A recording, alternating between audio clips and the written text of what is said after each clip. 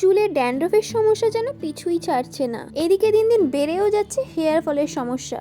এছাড়া যদি লাইস অর্থাৎ উকুনের সমস্যা হয় তবে এই থেকে বেঁচে ওঠা তো অনেক কঠিন। আপনিও কি চুল ঝরে পড়া, চুলের বৃদ্ধি না হওয়া, ড্যান্ড্রফের সমস্যা এবং উকুনের সমস্যার সম্মুখীন? তবে আসুন দেখে নিন এই সহজ এবং ন্যাচারাল রেমেডি চুলের জন্য।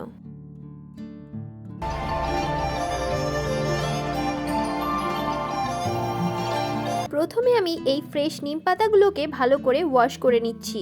আপনারা নিম পাউডারও ব্যবহার করতে পারেন। এই ফ্রেশ নিম লিফ আমাদের স্ক্যাল্পের ফাঙ্গাল ইনফেকশন, ড্যান্ড্রফের সমস্যা, লাইসের সমস্যা রিমুভ করে দিতে সাহায্য করে। জাস্ট আমি এখন এখান থেকে নিম পাতাগুলোকে ছাড়িয়ে নেব। এইভাবে খুব সহজেই নিম পাতাগুলোকে আলাদা করে নেওয়া যায়। ন্যাচারাল রেমেডি তো আমরা বিভিন্ন রকম ভাবে আমাদের ফেসে, হেয়ারে অ্যাপ্লাই করতে পারি, তবে এগুলো অ্যাপ্লাই করার সঠিক এবং কার্যকর পদ্ধতি অবশ্যই জানতে হবে।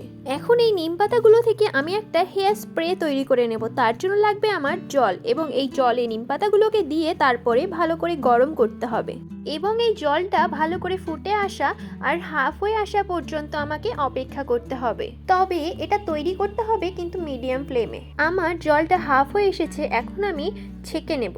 দেখুন আমি কিন্তু ফুল গ্লাস জল ব্যবহার করেছিলাম, জলটা এখন হাফ গ্লাস হয়ে গেছে। এখন আমি দিয়ে দেব একটা ভিটামিনি ক্যাপসুল। এই ভিটামিনি ক্যাপসুল আপনারা যে কোনো মেডিকেল ফার্মেসিতে সহজে পেয়ে যেতে পারেন। এই স্প্রেটা এখন রেডি হয়ে গেছে। আমি এখন বলে দিচ্ছি এটা কিভাবে কখন ইউজ করবেন। এটা রেগুলার নাইটে অ্যাপ্লাই করুন, স্ক্যাল্প থেকে পুরো চুলে স্প্রে করে নিন। পুরুষ মহিলা সকলেই এই স্প্রেটি ইউজ করতে পারেন, তবে এটা যারা রাতে ইউজ করতে না চান তাহলে স্নানের 2 থেকে 3 ঘন্টা আগে অ্যাপ্লাই করে নেবেন, তারপর নর্মাল হেয়ার ওয়াশ করে নেবেন। আমার আজকের এই ভিডিওটি ভালো লাগলে অবশ্যই লাইক কমেন্ট করে দেবেন, সাবস্ক্রাইব করে আমার চ্যানেলের সাথে থাকবেন। আজকের মতো আসি, আল্লাহ হাফিজ।